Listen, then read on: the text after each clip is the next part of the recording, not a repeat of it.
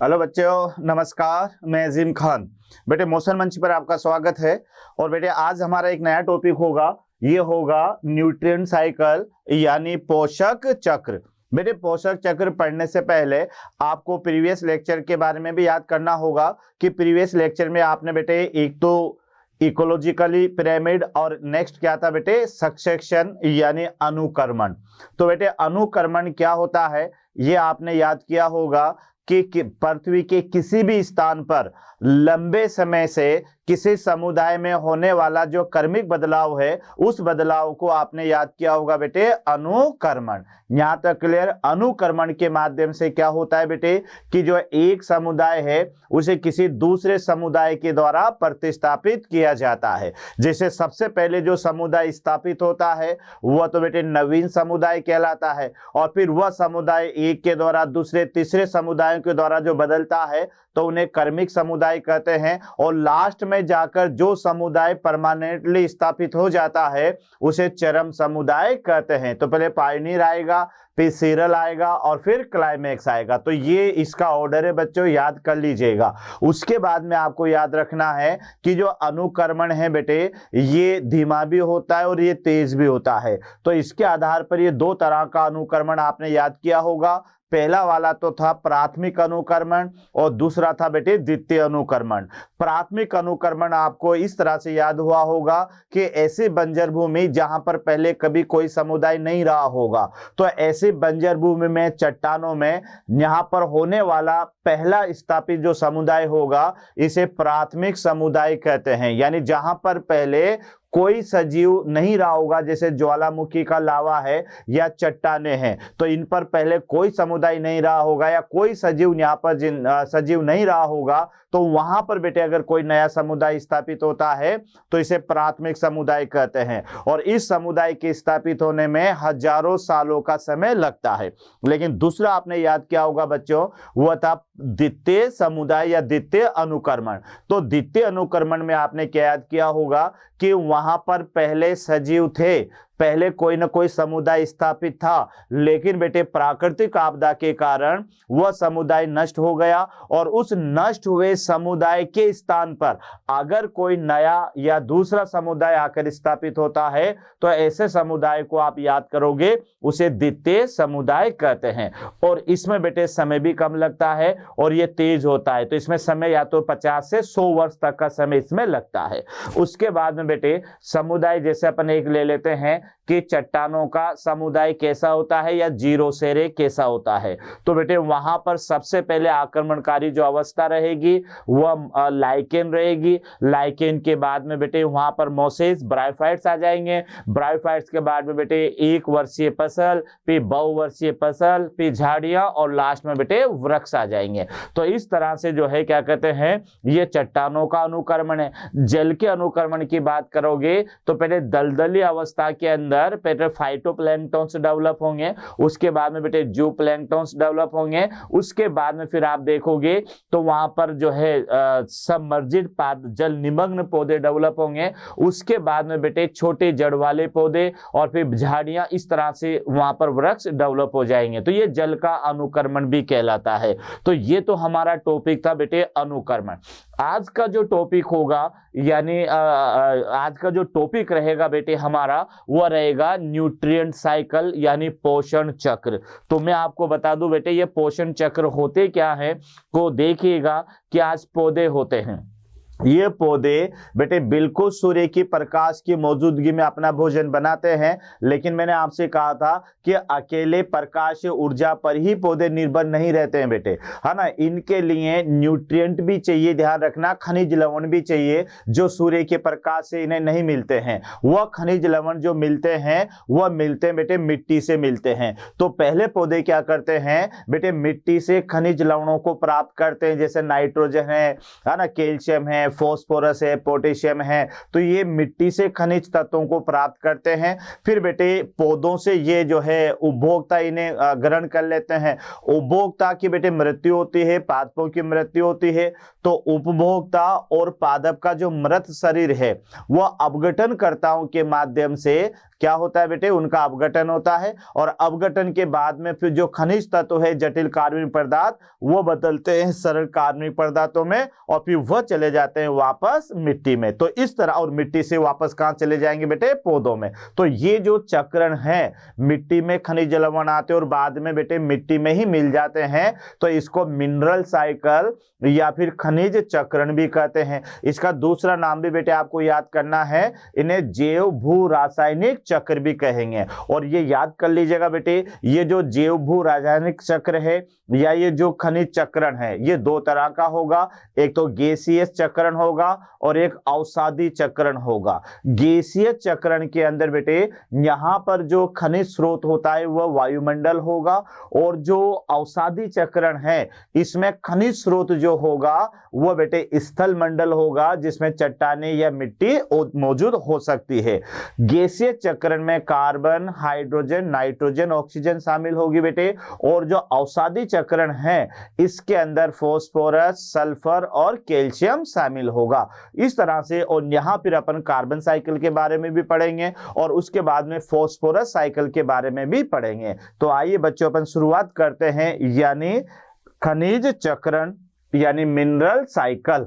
तो यहां आप देखिएगा बेटे, इसका थोड़ा मैं इंट्रोडक्शन दे देता हूं आपको कि मिनरल साइकिल या पोषण चक्र क्या होते हैं। तो इसको आप कह सकते हो न्यूट्रिएंट साइकिल यानी पोषण चक्र। तो बेटे यहां देखो कि ये हमारे पास में पोषक तत्व है, इसको इस तरह से याद रखना कि ये यहाँ पर ये है पोषक तत्व, और ये पोषक तत्व कहाँ पर है बच्चों, ये है मिट्टी में, है ना। ये याद रखना, मिट्टी में मौजूद है, विभिन्न प्रकार के खनिज तत्व, खनिज आयंस मौजूद है। अब इन पोषक तत्वों को मान लेते हैं बेटे, ये यहाँ से कहाँ जाते हैं, ये प्लांट्स के अंदर चले जाते हैं, यानी पौधे जड़ों के माध्यम से जल के द्वारा इन खनिज तत्वों को ग्रहण कर लेते हैं। उसके बाद में बेटे यहां से पादप से ये कहां चले जाएंगे, यानी ये जंतु के अंदर चले जाएंगे। तो पादप जो है, पादपों को किसके द्वारा खाया जाता है, वह जंतुओं के द्वारा खाया जाता है। उसके बाद में बेटे यहां पर यानी पादप व जंतु का मृत शरीर, पादप व जंतु का मृत शरीर, ये मृत शरीर बेटे किसमें बदल जाएगा, मृत कार्बनिक पदार्थों में, मृत कार्बनिक पदार्थ। तो ये जो मृत कार्बनिक पदार्थ है इन्हें आप कह सकते हैं डेट्राइटस, इन्हें बेटे अपरद भी कह सकते हो या डेट्राइटस भी कह सकते हो। अब क्या होगा बेटे, ये जो मृत कार्बनिक पदार्थ है इनका किसके द्वारा, यानी डीकंपोजर, यानी यहां आप लिख सकते हो यानी सूक्ष्म जीव। तो बेटे अपन पहले भी पढ़ चुके हैं कि अपघटन क्या होता है। तो अपघटन के माध्यम से क्या होगा कि ये जो पादप और जंतुओं का मृत शरीर है जो किसमें बदल गया, मृत कार्बनिक पदार्थों में बदल गया।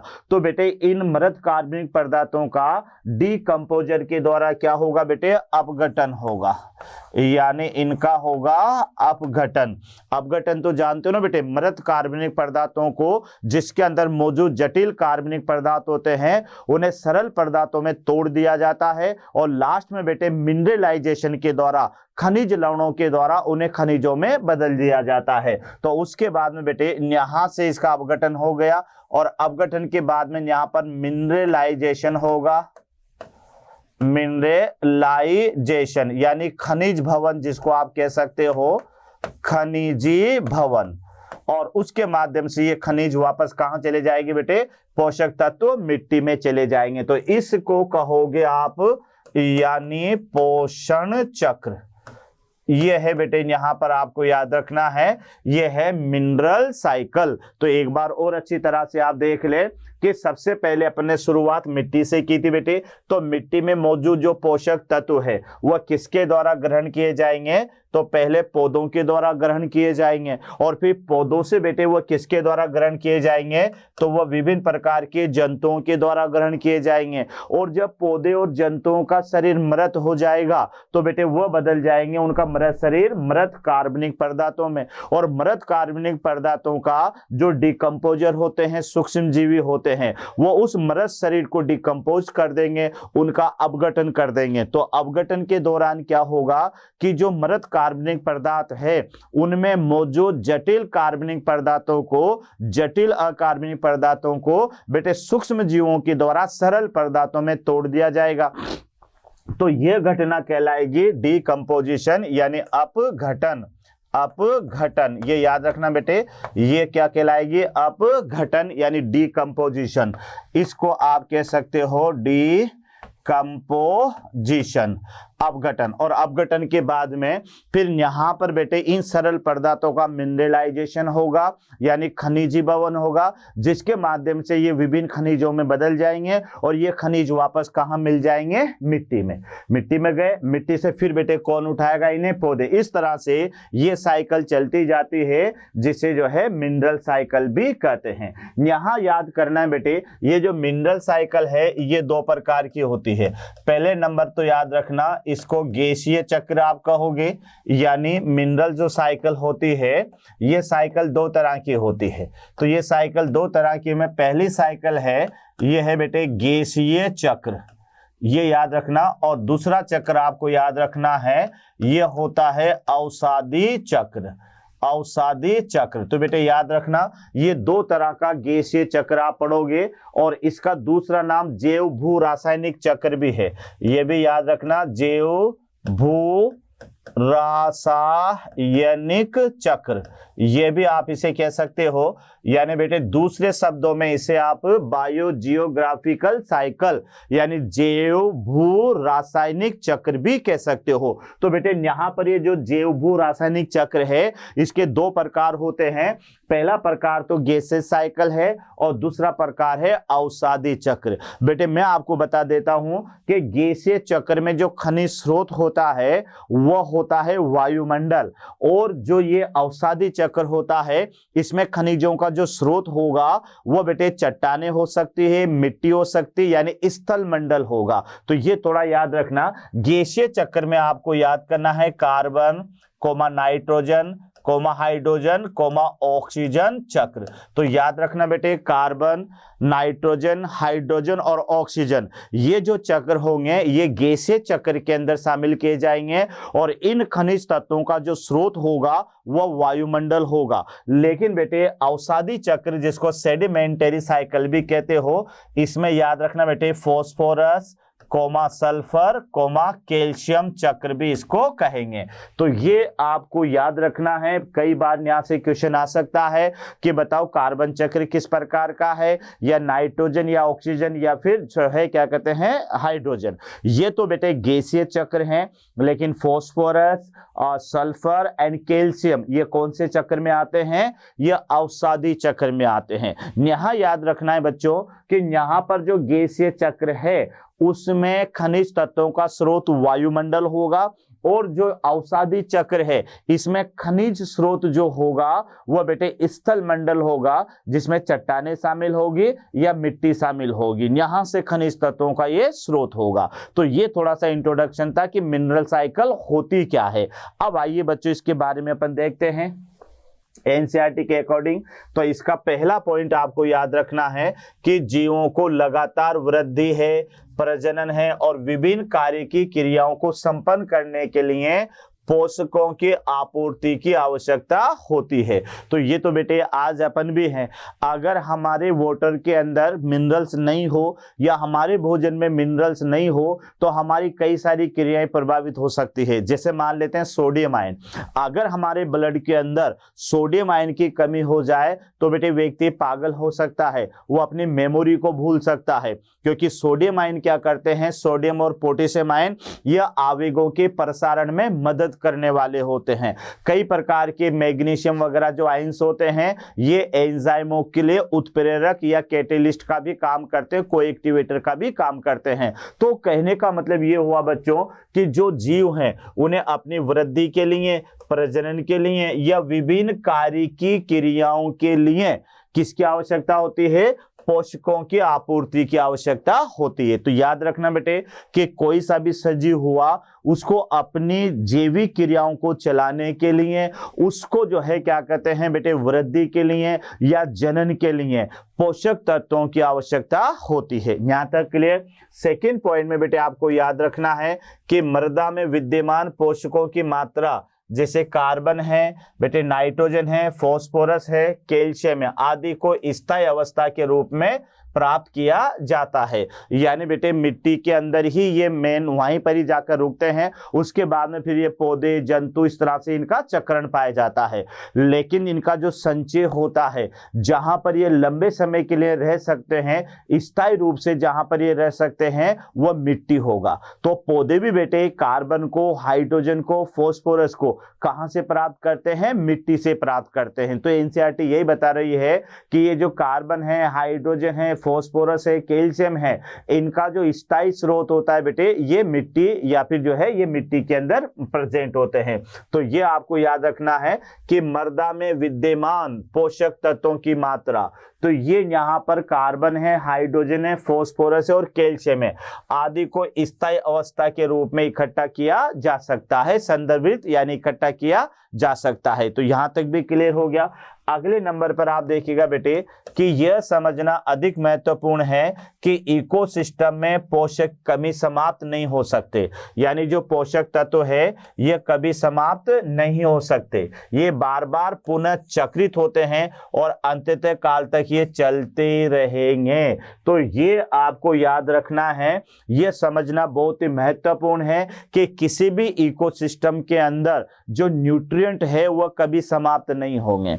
वह समाप्त ऐसे नहीं होंगे बेटे कि उनका यूज जो हो रहा है ना वह चक्रण के रूप में हो रहा है। कैसे हो रहा है कि जैसे पौधों ने मिट्टी से खनिज पदार्थों को ग्रहण किया, पौधों से बेटे ये जंतुओं के, क्योंकि जंतु पौधों को खाएंगे तो पौधों से ये खनिज लवण कहां चले गए? जंतुओं के शरीर में चले गए। अब जंतुओं का शरीर मरेगा है ना, या पादप का शरीर भी मरेगा, तो बेटे इनके जो मृत शरीर है उनमें ये खनिज तत्व मौजूद है। तो जब ये शरीर का अपघटन होगा तो ये खनिज तत्व वापस कहां चले जाएंगे? मिट्टी में चले जाएंगे, मिट्टी से फिर वापस पौधों में आ जाएंगे। तो इस आधार पर बेटे अपन ये कह सकते हैं कि इकोसिस्टम में पोषक तत्व कभी समाप्त नहीं होंगे। ये याद रखना, समाप्त क्यों नहीं होंगे? क्योंकि बेटे ध्यान रखना इनका बार बार क्या होते रहते हैं? ये पोषक चक्र, यानी इनका बार बार पुनः चक्रण होता रहता है और इसी को मिनरल साइकिल कह सकते हो, इसी को आप बेटे खनिज तत्व या खनिज चक्रण कह सकते हो। आगे ना अपन रिपीट कर ले, एनसीईआरटी क्या बता रही है बेटे कि किसी भी इकोसिस्टम के अंदर खनिज तत्व कभी समाप्त नहीं हो सकते, क्योंकि खनिज तत्वों का इकोसिस्टम में बार बार पुनः चक्रण होता रहता है। पुनः चक्रण कैसे होता रहता है कि मिट्टी से खनिज तत्व पहले पौधे ग्रहण करेंगे, फिर पौधों से बेटे ये खनिज तत्व जंतुओं के अंदर जाएंगे। क्यों से जाएंगे? क्योंकि आपको पता है ना, उपभोक्ता भोजन के लिए डायरेक्ट और इनडायरेक्ट किसके ऊपर निर्भर रहते हैं? पौधों के ऊपर ही निर्भर रहते हैं। तो ये पौधों से चले जाएंगे जंतुओं में। अब जंतु की उम्र 100, 125 साल, मान लो 70 साल, 80 साल, पौधे की उम्र भी मान लो इतने साल है। तो बेटे कभी न कभी तो पादप और जंतु का जो शरीर है वो मृत होगा। तो जैसे पौधे और जंतुओं का शरीर मृत होगा तो बेटे ये बदल जाएगा मृत कार्बनिक पदार्थों में। मृत कार्बनिक पदार्थों का हो जाएगा बेटे अपघटन, और अपघटन के बाद में इनके शरीर में जो पोषक तत्व थे वो वापस कहाँ मिल जाएंगे बेटे? मिट्टी के अंदर मिल जाएंगे और मिट्टी से फिर इन्हें वापस पौधों के द्वारा ग्रहण कर लिया जाएगा। इस तरह से आपको ये याद रखना है कि किसी भी इकोसिस्टम के अंदर ये जो पोषक तत्व होते हैं ये बेटे ध्यान रखना कभी समाप्त नहीं होंगे, क्योंकि इन पोषक तत्वों का बार बार क्या होता रहता है? पुनः चक्रण होता रहता है। क्लियर? आगे बढ़ेगा बेटे कि यहां पर ये तो हो गया हमारे पास में। अगला पॉइंट आप देखिएगा, एक इकोसिस्टम के विभिन्न घटकों के माध्यम से पोषक तत्वों की गतिशीलता ही क्या कहा जाएगा, यानी पोषक चक्र कहा जाता है। यानी किसी भी इकोसिस्टम में विभिन्न घटकों के माध्यम से, विभिन्न घटक का माने कि बेटे यहाँ पर ध्यान रखना कि पहले ये कहाँ पर आएंगे, जैसे प्रोड्यूसर यानी उत्पादक, उत्पादक से ये कहाँ जाएंगे बेटे, यानी कंज्यूमर, कंज्यूमर, और कंज्यूमर से ये कहाँ से होते हुए डीकंपोजर, डीकंपोजर, और वापस से मिट्टी के अंदर मिला दिए जाएंगे। तो ये विभिन्न घटक हैं, जैसे प्रोड्यूसर है, प्राइमरी सेकेंडरी टर्सरी कंज्यूमर है, और लास्ट में क्या आ जाएगा बेटे, डीकंपोजर है। तो इन पोषक तत्वों की जो गतिशीलता है, इन पोषक तत्वों की जो बार बार होने वाला पुनर्चक्रण है, तो इन्हीं पुनर्चक्रण को आप पोषक चक्र कह सकते हो। तो बेटे परिभाषा बिल्कुल सिंपल है कि एक इकोसिस्टम के विभिन्न घटकों से पोषक तत्वों की जो गतिशीलता है या पोषक तत्वों का जो पुनर्चक्रण है, उस पुनर्चक्रण को ही आप पोषण चक्र कह सकते हो। विभिन्न घटक तो याद करना ही पड़ेगा बेटे कि इकोसिस्टम के अंदर कई सारे ट्रोफिक लेवल होते हैं, जैसे T1 होता है, T2 होता है, T3 होता है, T4 होता है, तो ये कहलाएंगे यानी घटक। तो बेटे किसी इकोसिस्टम के अंदर पोषक तत्वों का विभिन्न घटकों में होने वाली गतिशीलता, गतिशीलता का मतलब जानते हो ना कि एक ट्रोफिक लेवल से खनिज तत्वों का दूसरे ट्रोफिक लेवल में जाना, तो ये जो गतिशीलता है, इसी गतिशीलता को आप क्या कहेंगे, पोषण चक्र कहेंगे। तो अच्छी तरह से बेटे डेफिनेशन याद कर लीजिएगा। एक बार फिर रिपीट कर रहा हूं कि किसी भी इकोसिस्टम के अंदर, किसी भी इकोसिस्टम के अंदर पोषक तत्वों की, जो पोषक तत्वों की विभिन्न घटकों से होने वाली गतिशीलता, तो न्याय याद रखना, एक पारितंत्र में विभिन्न घटकों के माध्यम से पोषक तत्वों की जो गतिशीलता है, इस गतिशीलता को आप क्या कहेंगे, खनिज चक्रण कहेंगे। तो इकोसिस्टम में बेटे याद करना कि जो पोषक तत्व है ये विभिन्न घटकों से होते हुए मिट्टी में आते हैं और फिर मिट्टी से वापस विभिन्न घटकों में जाते हैं, फिर वहां से फिर गतिशीलता होगी, फिर मिट्टी में आ जाएंगे। तो ये इकोसिस्टम में विभिन्न पोषक घटकों के माध्यम से होने वाली जो गतिशीलता है पोषक तत्वों की, इसी गतिशीलता को आप क्या कहेंगे, पोषण चक्र कहेंगे। यहां तक क्लियर होगा बेटे। अब इसके प्रकार देखो आप, तो अगले टॉपिक में अपन देखते हैं कि पोषण चक्र एक अन्य नाम, यानी क्या नाम है बेटे, जैव भू रासायनिक चक्र भी इसको आप कहोगे, जैव भू रासायनिक चक्र, जिसके अंदर बेटे जैव भी आ गया है ना, जैव यानी सजीव आ गए, जीवन आ गया है, तो ये तो हो गया बेटे जैव। उसके बाद में भूमि आ गई, भूमि के अलावा औषधि आ गया बेटे, यानी चट्टान, हवा और पानी, ये सब आ गए। तो पोषण चक्र का दूसरा नाम क्या है, यानी जैव भू रासायनिक चक्र भी है, यानी बेटे बायो जियोग्राफिकल साइकिल। तो ये मैं पहले बता चुका हूं कि पोषण चक्र का दूसरा जो नाम है ये जैव भू रासायनिक चक्र है। और बेटे ये जो जैव भू रासायनिक चक्र होता है, इसके दो प्रकार होते हैं, जैसा मैंने आपसे कहा, एक तो गैसीय चक्र होता है और एक औषधि चक्र होता है। गैसीय चक्र में बेटे खनिज स्रोत जो होंगे वह वायुमंडल होगा, और जो औषधि चक्र है उसमें जो खनिज स्रोत होगा वो बेटे चट्टाने या मिट्टी होगी। तो देखो यहाँ पर कि खनिज चक्र को एक और नाम से जाना जाता है, जिसका नाम है जैव भू रासायनिक चक्र। और ये जो पोषक चक्र है ये दो प्रकार के होते हैं। सबसे पहले तो याद रखना बेटे गैसीय चक्र, और एक होगा यहाँ पर औषधि चक्र। ये जो गैसीय चक्र है इसमें खनिज स्रोत जो होगा, ये याद रखना बेटे, खनिज जो स्रोत होगा इसके अंदर, खनिज स्रोत होगा वायुमंडल, वायुमंडल। और इस चक्र के अंदर जो खनिज स्रोत होगा ये होगा बेटे स्थल मंडल, स्थल मंडल, जिसमें चट्टाने वगैरह शामिल की जाएगी, चट्टाने आदि शामिल की जाएगी। तो ये याद रखना बेटे गैसीय चक्र के अंदर, यानी जिसमें आप एग्जाम्पल के तौर पे क्या क्या देखोगे, कार्बन, हाइड्रोजन, नाइट्रोजन और ऑक्सीजन चक्र। और इसके एग्जाम्पल के तौर पे आप देखना बेटे कि फॉस्फोरस, सल्फर एंड कैल्शियम चक्र। तो ये क्वेश्चन यहां से बनेगा, तो ये बहुत ही इंपॉर्टेंट है बेटे, याद रखिएगा कि पोषण चक्र के प्रकार। सबसे पहले क्वेश्चन तो क्या आएगा, पोषक चक्र किसे कहते हैं, ये कितने प्रकार का होता है, उदाहरण सहित समझाइए। ये क्वेश्चन आपके सामने है। तो बेटे पोषण चक्र का दूसरा नाम भी याद कर लो, इसे जैव भू रासायनिक चक्र भी कहते हैं। यहां तक क्लियर हो गया। अब बेटे इसकी परिभाषा आप इस तरह से दीजिएगा कि एक इकोसिस्टम में विभिन्न घटकों के माध्यम से, ध्यान रखना इकोसिस्टम में विभिन्न घटकों, अब विभिन्न घटक क्या हो जाएंगे बेटे, यानी उत्पादक हो जाएंगे, प्राथमिक उपभोक्ता, द्वितीय उपभोक्ता, तृतीय उपभोक्ता और अपघटनकर्ता, ये कहलाते हैं विभिन्न घटक। तो फिर रिपीट कर रहा हूं कि पारिस्थितिकी तंत्र में या इकोसिस्टम में विभिन्न घटकों के माध्यम से पोषक तत्वों की गतिशीलता या पोषक तत्वों का बार बार होने वाला चक्रण या बार बार होने वाला पुनर्चक्रण, यही कहलाता है खनिज चक्रण कहलाता है। यह खनिज चक्रण बेटे दो प्रकार का होगा, एक तो गैसीय चक्र और एक अवसादी चक्र। गैसीय चक्र में बेटे जो खनिज स्रोत होंगे वह वायुमंडलीय होगा, क्योंकि गैसों के माध्यम से रिसीव करेंगे। उसके अलावा जो अवसादी चक्र है, इसमें खनिज स्रोत जो होंगे वो बेटे या तो चट्टानें हो सकती है मोस्टली, या फिर कोई मिट्टी वगैरह होगी, यानी स्थल मंडल होगा।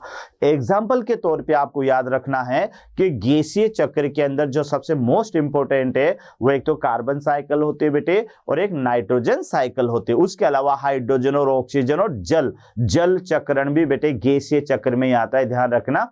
उसके बाद में दूसरा है यहाँ पर यानी अवसादी। तो इसके एग्जाम्पल में आपको याद करना है फास्फोरस, इसका मेन एग्जाम्पल है। उसके अलावा बेटे सल्फर चक्र और उसके अलावा कैल्शियम चक्र। तो ये याद रखिएगा बच्चों कि जो पोषक चक्र होता है इसके दो प्रकार होते हैं। एक प्रकार तो इसका गैसीय चक्र होगा और दूसरा प्रकार इसका होगा अवसादी चक्र। तो इस तरह से ये आपको याद रखना है। ये था हमारे पास में पोषण चक्र के प्रकार। तो ये एग्जाम्पल जरूर याद कर लेना। गैसीय चक्र में अपन को मेन तो कार्बन है, हाइड्रोजन, नाइट्रोजन और ऑक्सीजन चक्र आता है बेटे, और अवसादी चक्र में फास्फोरस, सल्फर और कैल्शियम चक्र आता है। तो ये एग्जाम्पल अधिकतर पूछे जाते हैं जो आपको याद करने होंगे।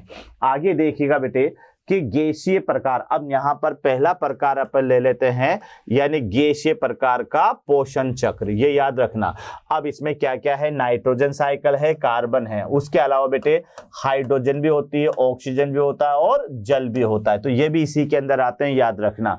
तो गैसीय पोषण चक्रों का भंडार क्या है, वायुमंडल है। मैं आपको पहले ही बता चुका था कि गैसीय पोषण चक्र में खनिज स्रोत जो होगा वो बेटे वायुमंडल होगा, और गैसीय चक्र में नाइट्रोजन भी हो या फिर कार्बन भी हो, इनका जो भंडारण होगा, इनका जो स्टोरेज होगा बेटे वो वायुमंडल में होगा। तो इनका जो मेन स्रोत होगा गैसीय चक्र में खनिज तत्वों का, वो वायुमंडल होगा। तो यहां आप देख लें कि गैसीय चक्र में जिसमें नाइट्रोजन भी आती है, कार्बन भी आता है, के भंडार वायुमंडल में विद्यमान होते हैं। जबकि ये दूसरे नंबर का साइकिल है बेटे अवसादी चक्र, है ना, अवसादी चक्र। अब इसमें सल्फर भी है, फास्फोरस भी है और कैल्शियम भी। तो ये तीन आपको याद रखना है। तो अवसादी चक्र के भंडार धरती का पटल यानी प्रॉपर्टी है, यानी बेटे कौन सा मंडल है, स्थल मंडल है।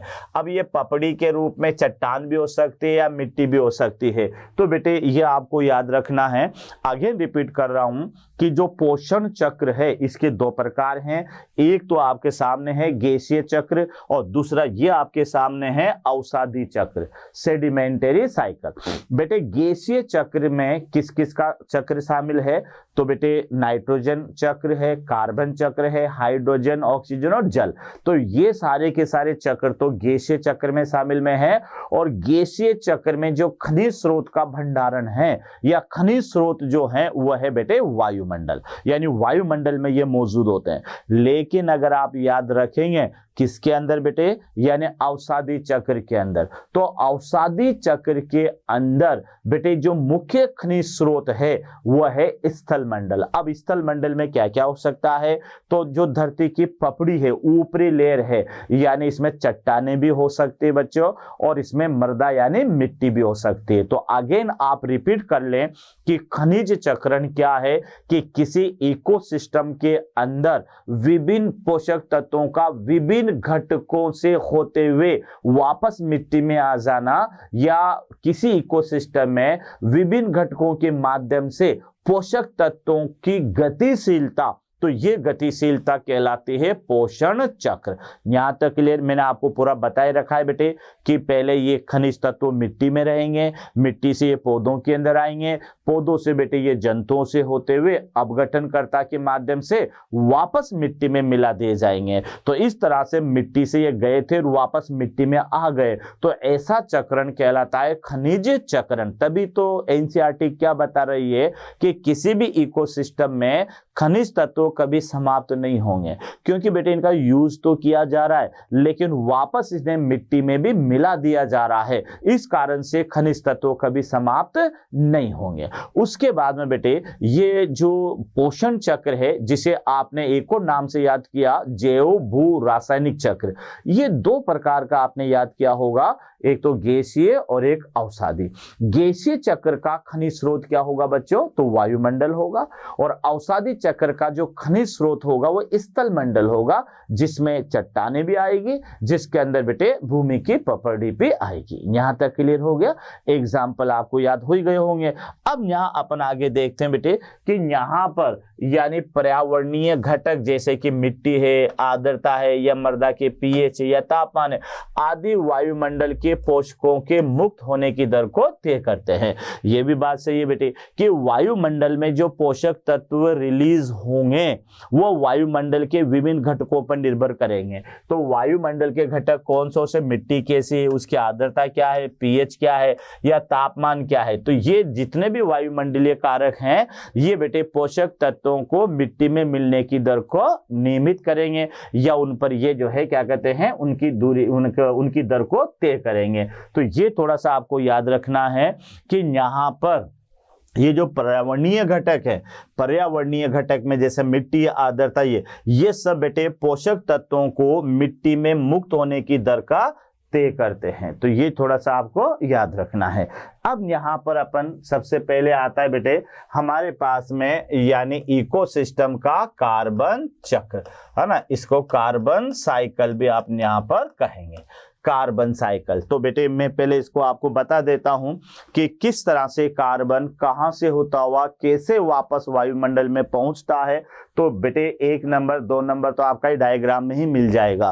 तो यहां बेटे अपन शुरू करते हैं कि ये हमारे पास में है वायुमंडलीय CO2, ये यहां पर मौजूद है वायुमंडलीय CO2। तो ये याद रखना बेटे, क्योंकि मैंने आपसे पहले ही कह दिया था कि कार्बन हो या हाइड्रोजन हो या नाइट्रोजन हो, ये गैसीय चक्र हैं बेटे, और इनका जो मेन स्रोत होता है जहां पर इनका भंडारण होता है तो ये वायुमंडल होता है। अब देखो बेटे ये वायुमंडल में क्या होगा कि यहां पर हुआ प्रकाश संश्लेषण, ये याद रखना बेटे, यहां क्या हुआ, प्रकाश संश्लेषण हुआ, प्रकाश संश्लेषण, जिसके अंदर ये CO2 और प्लस यहां पर क्या काम आया बेटे, जल। तो जब यहां पर प्रकाश संश्लेषण हुआ और भोजन बना तो भोजन को संचित किसमें हुआ बेटे, पौधों में के अंदर। तो ये पौधे हैं। तो सबसे पहले ये कार्बन बेटे प्रकाश संश्लेषण के माध्यम से किसके अंदर चला गया, प्लांट्स के अंदर चला गया। अब प्लांट से बेटे ये वायुमंडल में कैसे जाएगा, तो सबसे पहले पौधों के अंदर बेटे क्या होता है, श्वसन होता है। तो पौधों के अंदर श्वसन से क्या निकलेगी बेटे, CO2 निकलेगी, और ये CO2 वापस कहां छोड़ दी जाएगी, वायुमंडल से। उसके बाद में पौधों में बेटे पहले किसने ग्रहण किया, यानी पौधों को जंतुओं ने ग्रहण किया, ये याद रखना। और जंतुओं में फिर क्या हुआ, जंतुओं के अंदर भी बेटे क्या हुआ, यानी श्वसन हुआ, और श्वसन से ये जो CO2 है ये वापस कहां चली गई, वायुमंडल में चली गई। यहां तक क्लियर। अगले नंबर पर क्या हुआ बेटे कि यहां पर ये पादप भी मृत हुए, यानी पादप जो है बदले मृत कार्बनिक पदार्थ में, मृत कार्बनिक पदार्थ, मृत कार्बनिक पदार्थ, क्लियर। और मृत कार्बनिक पदार्थों ने बेटे यहां पर कहां रहेंगे, ये सोयल ऑर्गेनिज्म, सोयल ऑर्गेनिज्म, इनका अपघटन करेंगे। इनके अंदर भी बेटे श्वसन होगा और यहां भी श्वसन हुआ, और शोषण के माध्यम से ये CO2 फिर वापस कहाँ आ गए, वायुमंडल में आ गई। तो एक बार देख लो बेटे कि यहाँ पर पौधे और जंतुओं के मृत कार्बनिक पदार्थ, यानी पौधे ये भी मिट्टी में रहेंगे बेटे, और जो जंतु हैं इन दोनों के मृत कार्बनिक पदार्थ है ना, इन्हें आप कह सकते हो डेट्राइटस। तो जंतु और पौधों के मृत कार्बनिक पदार्थ, ये कार्बनिक पदार्थ बेटे मिट्टी के अंदर आएंगे। तो मिट्टी के अंदर क्या होंगे, सोयल ऑर्गेनिज्म होंगे, यानी बेटे ये क्या होंगे, ये होंगे सूक्ष्म जीवी। और चाहे बेटे कोई सा भी जीवी हो, जब इसमें शोषण होगा तो शोषण के दौरान वही क्या मुक्त होगी, CO2। तो बेटे जैसे शोषण होगा और शोषण के दौरान ये CO2 यहाँ पर मुक्त होगी और इसे भी कहाँ छोड़ दिया जाएगा, वायुमंडल में। तो तीन तरह से तो वायुमंडल में ये CO2 आ चुकी है। उसके बाद में बेटे जो पौधे हैं, ये पौधे पहले किस में बदलेंगे, फॉसिल्स में बदलेंगे, यानी फॉसिल्स। अब फॉसिल्स में बेटे मैं यहां ले लेता हूं कोयला, है ना, फ्यूल के रूप में ये यहाँ पर। अब कोयले की यहाँ पर क्या होगी बेटे, यानी यहाँ आप देखिएगा ये होगी यहाँ पर बर्निंग, ये जलाया जाएगा और इसके माध्यम से ये जो CO2 है, ये CO2 वापस कहाँ छोड़ दी जाएगी, वायुमंडल में। तो बच्चों आप देख ले, ये है हमारे पास में कार्बन साइकिल, बिल्कुल सिंपल सा है।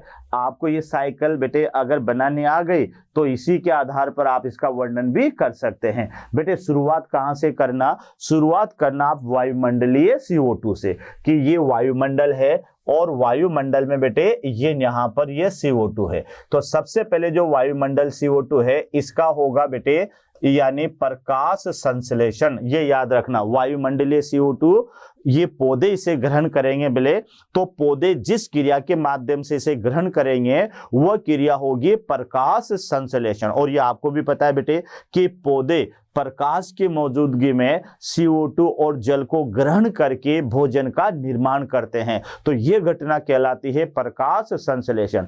तो वायुमंडल से सबसे पहले बेटे CO2 जो जाएगी वह पौधों में, या बेटे आप इसको क्या कह सकते हो, ऑटोट्रोप्स यानी स्वपोषी, ऑटोट्रोप्स यानी स्वपोषी कह सकते हो, जिसके अंदर बेटे पौधे भी आ सकते हैं, जिसके अंदर बेटे नीलहरी शैवाल भी आ सकती है, या स्वपोषी बैक्टीरिया भी आ सकते हैं। तो ये थोड़ा सा आपको याद रखना है कि जो भी स्वपोषी सजीव होंगे वह वायुमंडल में बेटे प्रकाश संश्लेषण क्रिया के माध्यम से CO2 को ग्रहण कर लेंगे। तो वायुमंडलीय जो CO2 है वह प्रकाश संश्लेषण क्रिया के माध्यम से किस में आ गई, स्वपोषी में आ गई, यानी पौधों में आ गए। अब बेटे देखो पौधों से चार स्रोत, सबसे पहले पौधों में खुद में शोषण हुआ और शोषण के माध्यम से छोड़ी गई CO2 चली गई वायुमंडल में, क्लियर। उसके बाद में बेटे पौधों को किसने ग्रहण किया, यानी जंतुओं ने, जिसको आप कह सकते हो उपभोक्ता। तो यहां से बेटे ये जंतु में आ गई, उपभोक्ता में आ गई, और जंतु के अंदर भी क्या हुआ बेटे, शोषण हुआ, इसके अंदर भी शोषण हुआ और ये CO2 ये भी चली गई वायुमंडल में। यहां तक क्लियर। अब यहां पर पौधे और जंतुओं के मृत कार्बनिक पदार्थ, अब ये पौधे और जंतु जब मरेंगे तो बेटे इनके जो अवशेष होंगे वह कहलाएंगे मृत कार्बनिक पदार्थ, और इन मृत कार्बनिक पदार्थों का होगा अपघटन। तो अपघटन किसके द्वारा होगा, मिट्टी में मौजूद सूक्ष्म जीवों के द्वारा इनके शरीर का अपघटन होगा। तो बेटे ये जो मिट्टी में मौजूद सूक्ष्म जीवी हैं ये भी तो सांस लेंगे, चाहे बेटे अवायु शोषण हो या वायु शोषण हो, CO2 तो दोनों में मुक्त होनी है, याद रखना। तो जैसे बेटे ये सोइल ऑर्गेनिज्म इनमें शोषण होगा तो शोषण होते ये CO2 मुक्त होगी और ये भी कहां चली गई, वायुमंडल में। तीन स्रोत हो गए बेटे वायुमंडल के, एक तो पौधों से सीधे शोषण के द्वारा, एक जंतुओं से शोषण के द्वारा, और एक स्रोत बेटे मृत कार्बनिक पदार्थों के अपघटन करने वाले सूक्ष्म जीवों के शोषण के द्वारा। तो शोषण के माध्यम से ये CO2 वायुमंडल में आ गए। उसके बाद में फिर आप देखिएगा बेटे कि पौधे या फॉसिल से, या फिर बेटे कोई फैक्ट्री है जहां पर ईंधन के रूप में लकड़ी का उपयोग होता है, ठीक है, तो फॉसिल्स के रूप में फिर बेटे वहां पर उनकी बर्निंग होगी। तो इसमें कोई फैक्ट्री भी हो सकती है, कोई बेकरी भी हो सकती है, कुछ भी हो सकता है बेटे। तो उस बर्निंग के माध्यम से ये CO2 भी वापस कहां चली जाएगी, वायुमंडल में। वायुमंडल में जाने के साथ ही फिर ये बेटे पौधों में जाएगी और पौधों से फिर इस तरह से 4 तरीके से होके फिर वापस वायुमंडल में आएगी। तो इस तरह से बेटे आपको याद रखना है कि कार्बन वायुमंडल से आता है और वापस श्वसन के माध्यम से या बर्निंग के माध्यम से ये कार्बन वापस कहां चला जाता है, वापस वायुमंडल में ही चला जाता है। और अब अपन को ये देखना बेटे कि वायुमंडल में जो कार्बन है वो भोजन के रूप में पौधों को द्वारा ग्रहण किया जाता है। तो यहां आप देखिएगा, इसके अब पॉइंट देखते हैं बेटे। तो यहां इसका पहला पॉइंट आपको देखिएगा कार्बन साइकिल का, कि जीवों के सूक्ष्म भार का 49% भाग कार्बन का बना होता है। यानी बेटे ये भी याद रखना कि कोई भी सजीव का जो शरीर का भार है उसका 49% भार किसका बना होता है, कार्बन का। क्योंकि कार्बन हमारी कोशिकाओं के जीव द्रव्य में मौजूद होता है, हड्डियों के अंदर भी बेटे कैल्शियम कार्बोनेट वगैरह होता है। तो यहाँ पर कई रूपों में कार्बोनेट हमें मिलता है, कार्बन मिलता है। समुद्र में बेटे याद रखिएगा कि 71% कार्बन विलेय अवस्था के रूप में पाया जाता है। यानी मेराइन जो होता है बेटे, समुद्र होते हैं, वहां पर कार्बन विलेय अवस्था में होता है 71%। महासागरीय कार्बन भंडार वायुमंडल में CO2 की मात्रा को नियमित करता है। क्योंकि बेटे सबसे ज्यादा अगर प्रकाश संश्लेषण होता है तो ये महासागरीय शैवालों में होता है, ये आपको याद रखना है। तो यहाँ वहीं पर ही CO2 काम आएगी और कार्बन का सबसे ज्यादा भंडारण किया जाएगा, याद रखना। तो बेटे सागरीय कार्बन भंडार वायुमंडल में कार्बन डाइऑक्साइड की मात्रा का नियमन करता है कि कितनी मात्रा वायुमंडल में रहे, CO2 की ओर ना रहे। जीवाश्म ईंधन भी, ये भी आपको याद रखना बेटे, जो फॉसिल्स फ्यूल होता है वह भी कार्बन के एक भंडार का प्रतिनिधि करता है। क्योंकि बेटे जो बर्निंग होती है, जो कार्बन स्रोत होता है, वहां से बेटे उस धुएं के माध्यम से भी कार्बन जो है वो CO2 की फॉर्म में वायुमंडल के अंदर मुक्त किया जाता है। उसके बाद में देखो बेटे, कार्बन चक्र वायुमंडल, सागर या जीवित और मृत जीवों द्वारा संपन्न होता है। एक अनुमान के अनुसार जीवमंडल में प्रकाश संश्लेषण के द्वारा प्रति वर्ष 4 × 10⁻13 kg कार्बन का स्थिरीकरण किया जाता है। यानी यहाँ क्या होता है बेटे, ये CO2 होती है, ये H2 होता है और बदले में यहाँ बनता है C6H12 और O6।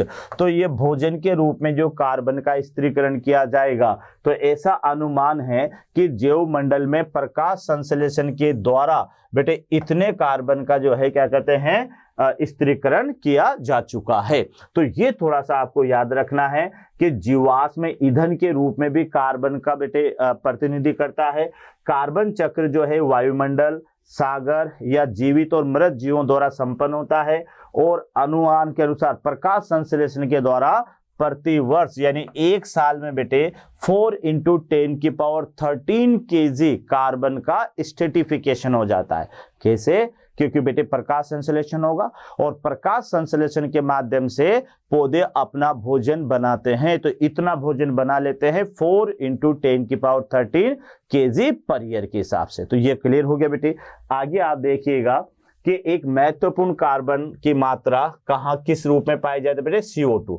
तो यहां से शुरू करना, मैंने आपसे क्या बताया था कि बेटे पहले उत्पादकों में आएगी CO2, वायुमंडलीय CO2 पहले उत्पादकों में आएगी और उत्पादकों से फिर उपभोक्ता में जाएगी, उपभोक्ताओं में बेटे फिर अपघटनकर्ताओं के माध्यम से ये वायुमंडल में वापस पहुंचा दी जाती है। तो यहाँ आप देख लें कि बेटे कार्बन की मात्रा के रूप में उत्पादकों एवं उपभोक्ताओं के श्वसन क्रिया के माध्यम से ये वायुमंडल में वापस आती है। तो ये मैंने आपसे पहले ही कह दिया था बेटे कि पहले तो ये प्रकाश संश्लेषण के माध्यम से वायुमंडल से किस में आएगी बेटे, पौधों में आएगी। अब पौधों से वापस जा रही है बेटे वायुमंडल में, तो एक तो उत्पादकों के श्वसन से जा सकती है और एक उपभोक्ता लेवल है जंतु, उनके श्वसन से ये वापस कहां पहुंच जाती है, वायुमंडल में पहुंच जाती है। इसके साथ ही भूमि और सागरों का कचरा सामग्री या फिर जिसे आप कहोगे मृत कार्बनिक सामग्री की अपघटन प्रक्रियाओं के द्वारा कार्बन डाइऑक्साइड की काफी मात्रा जो सोयल ऑर्गेनिज्म होते हैं अपघटकों के द्वारा छोड़ी जाती है। ये तीसरा लेवल हो गया बेटे। यानी आपको याद है ना कि पौधों से 4 तरह से CO2 को वायुमंडल में छोड़ा जाता है। कितने तरह से बेटे? 4 तरह से। एक तो पौधे खुद श्वसन क्रिया करे और CO2 वायुमंडल में मुक्त कर देंगे।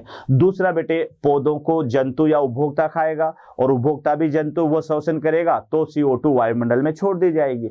तीसरा तरीका क्या है कि इनका जो अपघटन होगा, पादप और जंतु के शरीर का जो अपघटन होगा तो ये किसके द्वारा होगा बेटे? सूक्ष्म जीवों के द्वारा होगा। और सूक्ष्म जीवों के द्वारा होगा जैसे CO2, जिसमें जीवाणु भी है, फंगस भी है, तो उनमें भी शोषण होता है बच्चों, याद रखना, उनमें भी शोषण होगा और शोषण के माध्यम से बेटे ये चली जाएगी वायुमंडल में। तीसरा तरीका। चौथा तरीका यह है कि जो पौधे होते हैं बेटे, इनको ईंधन के रूप में इस्तेमाल किया जाएगा। इनका जो जीवाश्म होगा, जिसे कोयला अपन कहते हैं, तो फैक्ट्रियों के अंदर, कई बेकरियों के अंदर या घरों के अंदर भी बेटे इस कोयले का इस्तेमाल होगा और ये जलेगा और इसके जलने से बेटे वही CO2 मुक्त होगी और ये भी वायुमंडल में पहुंच जाएगी। तो 4 तरीके हैं बेटे। आने का एक तरीका है कि प्रकाश संश्लेषण हुआ या स्वपोषण हुआ, उसके माध्यम से ये स्वपोषी में आ गए, तो आने का तो एक तरीका है CO2 का वायुमंडल से और सजीव में। लेकिन पौधों से बेटे जाने का वायुमंडल में 4 तरीके हैं। कौन कौन से तरीका है? पहला तो पौधों में होने वाले श्वसन क्रिया के द्वारा। दूसरा, पौधों को बेटे जंतु खाएंगे और जंतुओं में श्वसन होगा तो ये वायुमंडल में चली जाएगी, दूसरा तरीका। तीसरा तरीका क्या है कि पौधे और जंतुओं का जो अपघटन करता है, सूक्ष्म जीवी है, उनमें भी श्वसन होगा, उनके श्वसन के माध्यम से छोड़ी गई CO2 भी वायुमंडल में जाएगी।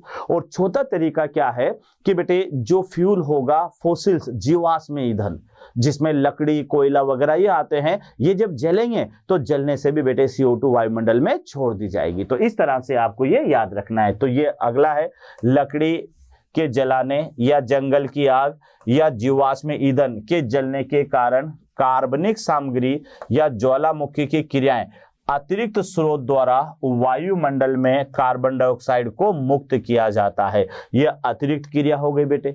यानी 3 तो आपको याद हो गए। चौथी ये है कि लकड़ी के जलाने, याद करना, जंगल में लगने वाली आग या ज्वालामुखी या जीवाश्म ईंधन या फिर बेटे ज्वालामुखी की क्रियाओं आदि के द्वारा वायुमंडल में CO2 को छोड़ा जाता है। तो ये आपको याद रखना है कि बेटे 4 तरह से CO2 जो है वो पौधों से वायुमंडल में मुक्त की जाती है। चौथा तरीका थोड़ा सा याद कर लीजिएगा कि लकड़ी के जलाने से, ये तो एक तरीका हो गया। ज्वालामुखी से निकलने वाले धुएं में भी ये हो सकती है। जंगल में आग लगने से भी बेटे CO2 मुक्त हो सकती है। और साथ में जो जीवाश्म ईंधन है, कोयला, उसके जलाने से भी बेटे CO2 वातावरण में मुक्त हो सकती है। तो इस तरह से बेटे ये था हमारे पास में कार्बन साइकिल। तो इसको थोड़ा ध्यान से समझिएगा। और अगला साइकिल यहाँ पर ये आता है बेटे हमारे पास में, यानी फॉस्फोरस साइकिल। तो मैं आपको बता दूं, ये फॉस्फोरस साइकिल एक प्रकार का औषधि चक्र है, एक प्रकार का औषधि चक्र है, ये याद रखना बेटे। यानी फास्फोरस जो है वह एक प्रकार का यहाँ पर औषधि चक्र है, जिसका स्रोत क्या होगा बेटे? यानी स्थल मंडल होगा। तो यहाँ आप देख ले कि ये हमारे पास में ये फास्फोरस है मृदा में विलय अवस्था में।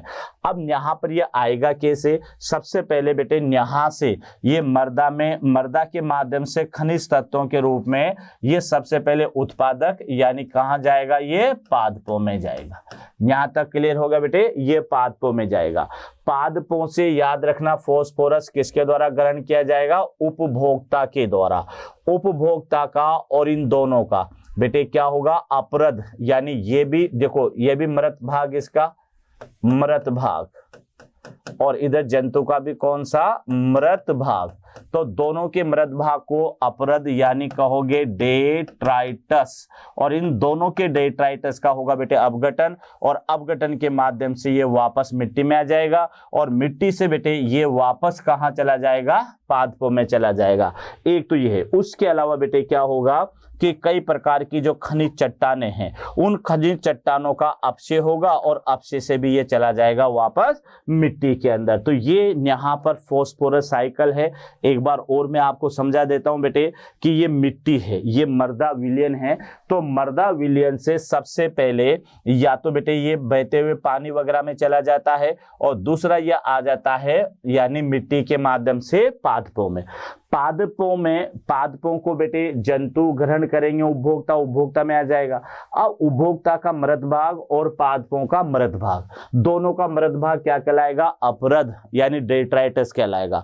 इस डेट्राइटस का क्या होगा बेटे? अपघटन होगा और अपघटन से वो वापस कहां जाएगा? मिट्टी में। उसके बाद में आप देखो बेटे चट्टानों के अंदर भी बेटे कई प्रकार के ये चट्टान, इनका अपक्षय होगा और इनके अपक्षय से भी ये चला जाएगा यानी मृदा विलयन में। अब ये चट्टानों में आया कैसे बेटे? तो कई प्रकार की पक्षी और पक्षियों का जो अपशिष्ट पदार्थ होता है उसे गोइनो कहते हैं बेटे। ये चट्टानों पर बैठते हैं और चट्टानों पर ये जो है ये गोइनो पदार्थ है ये धीरे धीरे चट्टानों के अंदर क्षय होता जाता है और बाद में इनके टूटने से ये फॉस्फोरस मिट्टी के अंदर मिल जाता है। तो मिट्टी के अंदर बेटे किसने तरह से आया? एक तो चट्टानों के अपक्षय से मिट्टी के अंदर ये फॉस्फोरस आया और एक उपभोक्ता और पादपों के अपघटन से ये मिट्टी के अंदर आया। फिर बेटे इन दोनों से आ गया मिट्टी में, फिर मिट्टी से वापस चला जाएगा पादपों के अंदर। तो ये साइकिल थी हमारे पास में फॉस्फोरस चक्र। अब इसमें आप देखिएगा बेटे पहला पॉइंट फॉस्फोरस चक्र का कि फॉस्फोरस जैविक झिल्लियां अब कहां मिलेगा? फॉस्फोरस जैविक झिल्लियां यानी प्लाज्मा मेम्ब्रेन, उसके अलावा न्यूक्लिक एसिड तथा कोशिकीय ऊर्जा यानी एटीपी।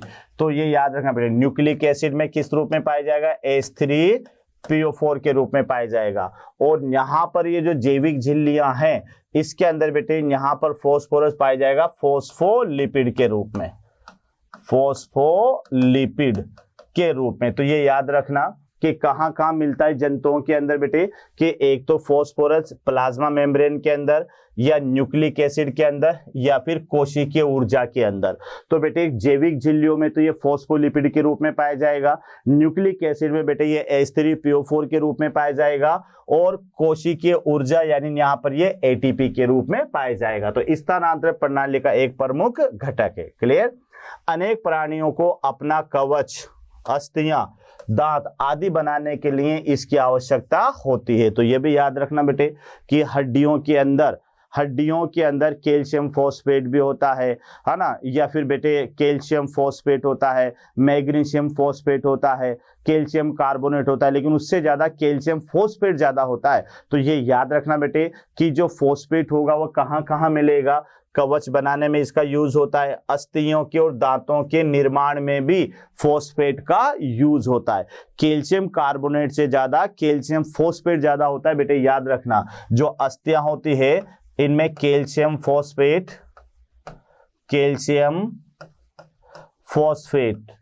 ग्रेटर देन होता है बेटे कैल्शियम कार्बोनेट। ये याद रख लेना कि जो बोन्स होती है उनमें कैल्शियम फॉस्फेट ज्यादा देखने को मिलता है किसकी तुलना में? कैल्शियम कार्बोनेट की तुलना में। तो ये आपको याद रखना है। फॉस्फेट का प्राकृतिक भंडारण बेटे चट्टानों में होगा, जो कि फॉस्फेट के रूप में फॉस्फेट को संचित किया जाता है। यानी बेटे याद रखना कि फॉस्फोरस का जो प्राकृतिक भंडारण है वह चट्टाने हैं और फॉस्फेट के रूप में यानी H3PO4 ये तो बेटे फॉस्फोरिक एसिड होता है, इसका आयन फॉस्फेट कहलाता है। तो फॉस्फेट के रूप में किसका संचित होता है? फॉस्फोरस का संचय किया जाता है। तो यहां तक क्लियर? तो ये आपको याद रखना है कि अनेक प्राणियों में बेटे कवच बनाने में, हड्डियां बनाने में, दांत बनाने में फॉस्फोरस का उपयोग होता है। कहां कहां पर फॉस्फोरस का संचय किया जाएगा? तो कोशिका की प्लाज्मा मेम्ब्रेन के अंदर, न्यूक्लिक एसिड के अंदर और साथ में बेटे याद रखिएगा ऊर्जा एटीपी के फॉर्म में भी फॉस्फेट का संचय किया जाता है। फॉस्फेट का जो मुख्य स्रोत है वह स्रोत आपको याद रखना है बेटे चट्टाने, यानी फॉस्फेट का जो मुख्य स्रोत माना जाता है, प्राकृतिक स्रोत, वह चट्टाने माना जाता है, तभी तो इसको सेडिमेंटरी कहा जाता है। यहां तक क्लियर? जब चट्टानों का अपक्षय होता है तो थोड़ी मात्रा में फॉस्फेट भूमि में विलय घुल जाता है और उन्हें पौधे की जड़ें द्वारा अवशोषित कर लिया जाता है। तो यह भी याद रखना बेटे। और शाकाहारी और अन्य जानवर इन तत्वों को पादपों से ग्रहण करते हैं। कार्बन चक्र की भांति पर्यावरण में फास्फोरस को शोषण के द्वारा मुक्त नहीं किया जाता। ये याद रखना बेटे। जैसे कार्बन तो बेटे CO2 के रूप में इसे जो है वायुमंडल में छोड़ा जाता है, लेकिन फास्फोरस को शोषण के रूप में वायुमंडल में नहीं छोड़ा जाता। तो यहाँ आप देख लें कि जब चट्टानों का अपक्षय होता है तो कुछ मात्रा में जो फास्फोरस है वो मिट्टी में विलय हो जाता है, फिर मिट्टी से बेटे वो पादप की जड़ों द्वारा अवशोषित कर लिया जाता है, और फिर ये पादप से बेटे शाकाहारी और अन्य जंतुओं में ये चला जाता है। इस तरह से आपको याद रखना है। लेकिन कार्बन की तरह जो फास्फोरस है उसे शोषण के माध्यम से मुक्त नहीं किया जाता। प्रकृति के अंदर जो बेटे कार्बन आएगा वो दो तरह से आएगा, चट्टानों के अपक्षय से कार्बन आएगा या फिर पौधे और जंतुओं के शरीर के अपघटन से जो है वह मृदा विलयन के अंदर कार्बन आएगा। तो ये दो तरह से कार्बन मिट्टी के अंदर आ सकता है। तो ये आपको बेटे याद रखना है।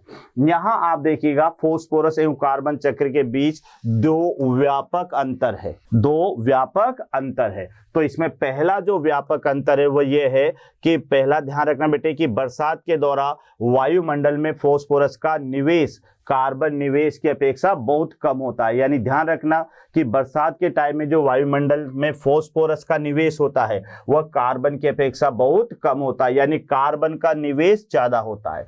दूसरा यह है कि जीवों और पर्यावरण के बीच फास्फोरस का गैसीय विनिमय बिल्कुल भी नहीं होता है। तो ये दो डिफरेंट है जो आपको याद रखना है बेटे कार्बन चक्र और फास्फोरस चक्र के बीच में। वापस रिपीट कर रहा हूं कि बेटे एक तो ध्यान रखना कि वायुमंडल में फास्फोरस का जो निवेश है वह कार्बन की अपेक्षा बहुत कम है, यानी बेटे कार्बन का निवेश ज्यादा है। कैसे है कि कार्बन प्रकाश संश्लेषण के माध्यम से पौधों के अंदर आते हैं, फिर बेटे पौधों ये कार्बन जो है उपभोक्ता पौधों से उपभोक्ताओं के माध्यम से पौधों से उपभोक्ताओं में चले जाते हैं बेटे। उसके बाद में जो है ये ईंधन के रूप में भी जो है कार्बन का खपत हो जाती है। तो कहने का मतलब कार्बन का जो निवेश है वायुमंडल में वह फास्फोरस की तुलना में ज्यादा है। यहां तक के लिए दूसरा आपको याद करना है कि बेटे यहां पर जो गैसीय विनिमय है वह फास्फोरस का जो गैसीय विनिमय है वह कार्बन की तुलना में नगण्य है, बिल्कुल नगण्य है बेटे, क्योंकि अधिकतर कार्बन तो गैसीय रूप में एक्सचेंज होता है, लेकिन फास्फोरस बेटे गैसीय, क्योंकि गैसीय चक्र है नहीं, गैसीय चक्र तो कार्बन है। तो ये दो मेजर डिफरेंट है जो आपको याद रखना है। उसके बाद में बेटे यहां आप देखिएगा पारितंत्र की सेवाएं, यानी इकोसिस्टम हमें क्या क्या सेवाएं देता है। तो बेटे सीधा सा याद रख लेना कि इकोसिस्टम के माध्यम से या कोई एक स्वस्थ वन है या एक विकसित वन है न्यू मान लो बेटे, तो वह हमारे लिए क्या क्या कर सकता है। तो जो विकसित वन है वह बेटे जैव विविधता को बढ़ा सकता है, वह हमें शोषण के लिए गैसें प्रदान कर सकता है, वह बेटे हमें जलाने के लिए ईंधन दे सकता है, वो बेटे जीवों का जो प्राकृतिक आवास है वो देता है, और विभिन्न प्रकार के क्रियाकलापों के लिए बेटे इकोसिस्टम आवश्यक है। वही हम यहाँ पे देखना है कि इकोसिस्टम क्या क्या मानव को दे सकता है। तो सबसे ज्यादा तो जैव विविधता ही हमें देता है कि किसी भी इकोसिस्टम के अंदर कई प्रकार के सजीव मौजूद होते हैं जो बेटे मानव जाति के लिए उपयोगी होते हैं। तो देखो आप यहाँ पर एक स्वस्थ इकोसिस्टम आर्थिक रूप से पर्यावरणीय और सौंदर्यात्मक वस्तुएं एवं सेवाओं के लिए परिसर का आधार है। तो यह भी याद रखना इकोसिस्टम प्रक्रिया उत्पादकों को इकोसिस्टम सेवाओं के नाम से जाना जाता है, यानी इकोसिस्टम प्रक्रिया के जो उत्पाद हैं है ना क्या क्या ये हमें देते हैं वो इकोसिस्टम सेवाओं को नाम से जाना जाता है। उदाहरण के लिए एक स्वस्थ वन हमें क्या क्या देगा। तो स्वस्थ वन इकोसिस्टम की भूमिका देखो बेटे, एक तो वायु और जल को शुद्ध बनाना, यह भी बेटे इकोसिस्टम या वन का काम है।